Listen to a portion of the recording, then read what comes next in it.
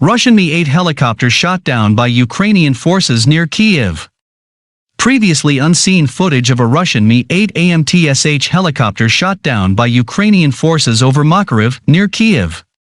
The Ukrainian military released footage on Monday purporting to show the wreckage of a downed Russian helicopter near the town of Makariv.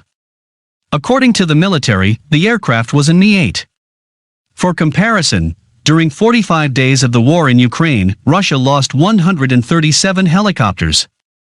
In the First Chechen War, Russia lost 21 helicopters, in the Second Chechen War 36 helicopters, in the war in Georgia 3 helicopters, in the war in Syria 23 helicopters. That is, during 4 wars, Russia lost 83 helicopters, the Defense Ministry said.